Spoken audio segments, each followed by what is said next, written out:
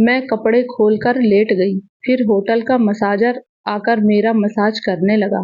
पहले तो वह बहुत आराम आराम से धीरे धीरे मसाज कर रहा था और मुझे काफी सुकून भी मिल रहा था, लेकिन फिर कुछ देर बाद उसने अपना हाथ आगे बढ़ाया और मेरे वहां तक छू गया और मैं कुछ बोल भी ना सकी।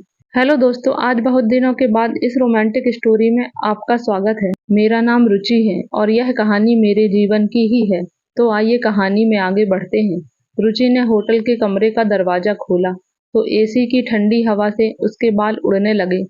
कमरा साफ था, सजावटी फूलों से भरा और बहुत महंगा दिखता था, लेकिन उसके चेहरे पर कोई उत्साह नहीं था। वो अपनी शादी की सालगिरह पर अकेले ही आई थी, क्योंकि उसका पति इस बार भी बिजनेस ट्रिप पर गया था। रुचि ने दरवाजा बंद किया, चप्पल उतारी और धीरे धीरे बैग से अपने कपड़े निकालने लगी और आईने के सामने खड़ी हुई। खुद को देखा जैसे सालों बाद पहली बार देखा हो। उसने गर्म पानी चलाया और धीरे धीरे अपने कपड़े उतारने लगी। बाथरूम बहुत सुंदर था, संगमरमर की दीवारें, हल्की मंदक रोशनी। रुचि ने जैसे ही शावर ऑन किया, एक सुकून सा उतरा। पानी की हर बूंद जैसे बीते सालों का सुकून दे रहे थे। मगर तभी एक अजीब सी सिहरन उसके पैर पर दौड़ गई, जैसे कोई नजरें उसे देख रही हों। उसने जल्दी से पीछे मुड़कर देखा, लेकिन वहां कोई नहीं था। पागल हो गई हूँ शायद, उसने खुद से कहा। बस थक गई हूँ। रुचि टॉवल में लिपटकर बाहर आई और होटल के फोन पर रिसेप्शन को कॉल किया। हेलो, मुझे एक रिलैक्स बॉडी मसाज चाहिए। क्या शाम 7 बजे ठीक रहेगा? हाँ, उसने झिझकते हुए कहा। शाम के 7 बजे दरवाजे पर दस्तक हुई। रुचि ने दरवाजा खोला तो सामने खड़ा था एक लगभग 30 साल का शख्स। गहरी आंखें, सादे कपड़े और हल्की मुस्कान। हेलो, मैं अर्जुन। मैं आई कम इन? उसकी आवाज में ना कोई बनावटी थी, ना कोई झिझक। रुचि ने चुपचाप सिर हिलाया। अर्जुन ने पूछा, टेबल? रुचि खिड़की के पास इशारा करती है। अर्जुन ने बड़ी सहजता से टेबल लगाई, तौलिया बिछाया, तेल रखे, फिर उसकी ओर मुड़ा। आप तैयार हैं? हाँ, मैं अभी आती हूँ, रुचि ने कहा और बाथरूम में चली गई। जब बाहर आई तब उसने एक लंबा बाथ टॉवल पहन रखा था, लेकिन उसके भीतर डर और झिझक दोनों थे। अर्जुन ने बड़ी सहजता से उसे पीठ के बल टेबल में लेटने को कहा। आप रिलैक्स हो जाइए, कोई जल्दी नहीं है। जैसे ही उसका हाथ रुचि के कंधों पर गया, एक पल को रुचि ने आंखें बंद कर ली।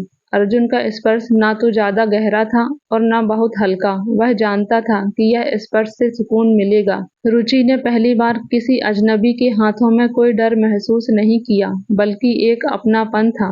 अर्जुन चुपचाप अपने काम में लगा था। आपको बहुत थकावट है, उसने धीरे से कहा। रुचि कुछ देर चुप रही, फिर बोली, थकान नहीं है, खालीपन है। अर्जुन कुछ नहीं बोला, सिर्फ हल्की मुस्कान दी। रुचि की आंखों में पानी उतर आया। उसने अपनी आंखें मूंदी और पहली बार इतने सालों में खुद को किसी के सामने खुला महसूस किया। बिना शब्द के कमरे में अब केवल धीमी मंदक रोशनी थी। पर्दों के पीछे धीरे धीरे रात ढल रही थी और रुचि की आंखें बंद थीं। अर्जुन के हाथ उसके पीठ के कंधों तक, फिर गर्दन के पास आते हुए बहुत ही नरमी से अपनी यात्रा पूरी कर रहे थे। रुचि की सांसें अब पहले जैसी नहीं थी, जैसे किसी भावना के बंधन में बंध गई हो।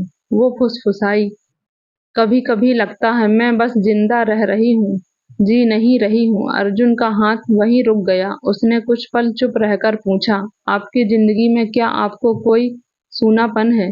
रुचि की आंखें खुली नहीं, लेकिन दिल जैसे एकाएक खुल गया।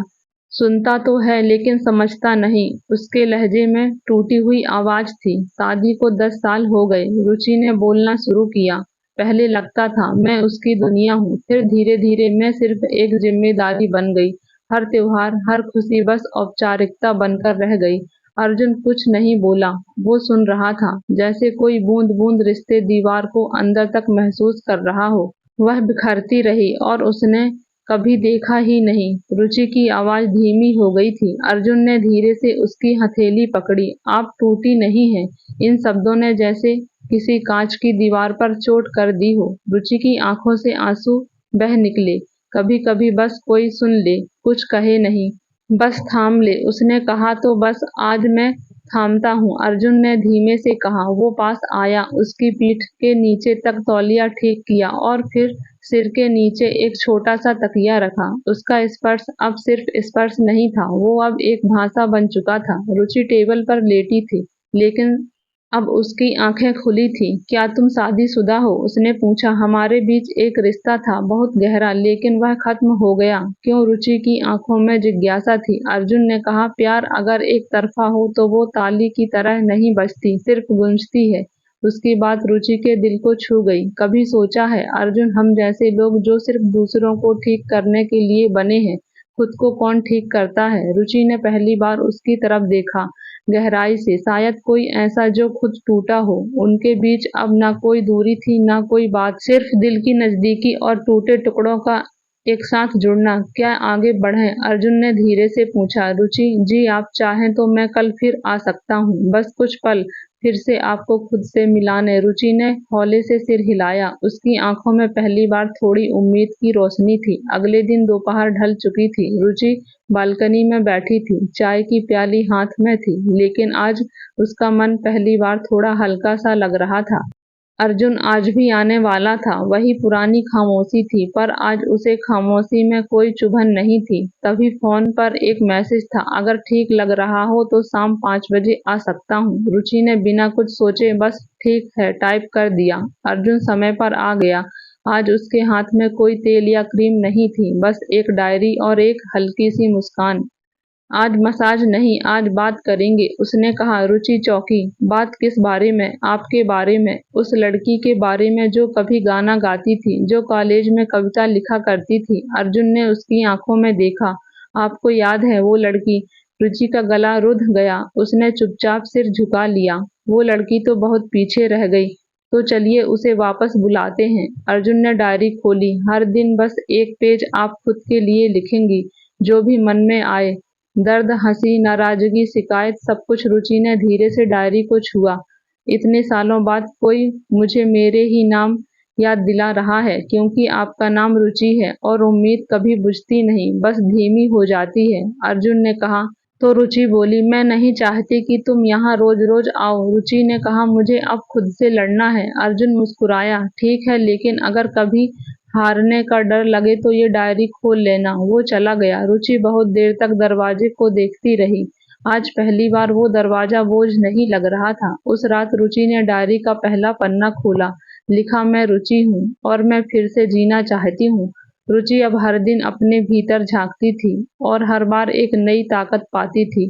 दोस्तों, कभी कभी जिंदगी में एक अजनबी आता है जो कुछ नहीं करता, बस आपको आपसे मिला देता है। तो दोस्तों, ये कहानी यहीं खत्म होती है। उम्मीद है कि आपको पसंद आई होगी। अगर यह कहानी आपको पसंद आई हो तो इस वीडियो को एक लाइक और हमारे चैनल को सब्सक्राइब कर लें, ताकि इस तरह की कहानी आपको हर दिन सुनने को मिलती रहे। कहानी में यहाँ तक बने रहने के लिए आपका बहुत बहुत धन्यवाद।